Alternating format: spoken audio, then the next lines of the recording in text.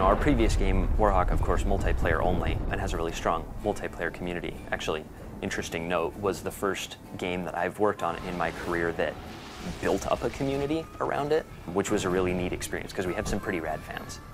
Warhawk still has a very active fan base, and we can see, how that's evolved over time and, what people really enjoy about that gameplay. And those have influenced the design decisions for Starhawk. With Starhawk, we'll give you a place to enjoy it co-op.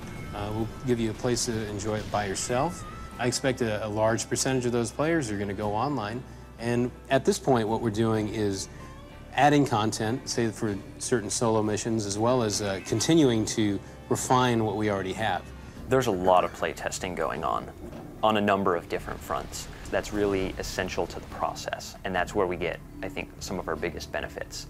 On the multiplayer side, we try to pull as many members of the team together as possible and play the game. We'll do play tests for fun. We call those hate sessions. So we'll have everybody get in the game, play it, everybody write down notes of what they hated, because those are the things we want to fix. The things we love, fine, we'll leave those. But the things we hate, we're going to see what everybody has in common about it, and we'll try to address those. Because we don't get caught up in the stuff that we like. We all have fun playing it. But I think a lot of games go wrong because they did not have enough critical eye on removing the stuff that sucked. We have a blast when we do multiplayer sessions. They're a lot of fun. You got these guys on your butt and they're shooting you, and then all of a sudden you lay down like a turret, and just mow them down. I mean, there's nothing like that. Build walls, I'm gonna build some turrets, I'm gonna call some guys in, and it's a ton of fun. You can do the same multiplayer level hundreds of times, and it can be different every time. The kind of mayhem that you can really unleash in this game, it makes it a lot more interesting and a lot more chaotic, and I like that.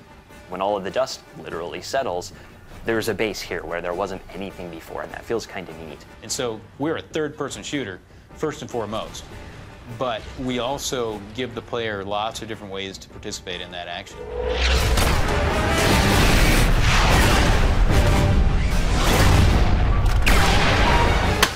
Spanking.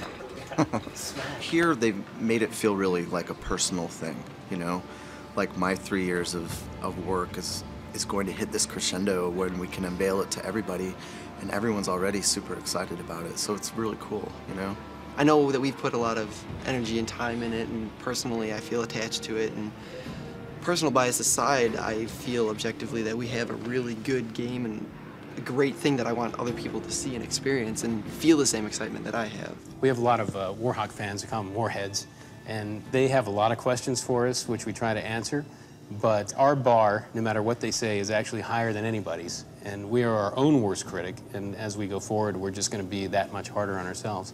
That experience from Warhawk is something that we learned from, and we're going to take it to the next level with Starhawk.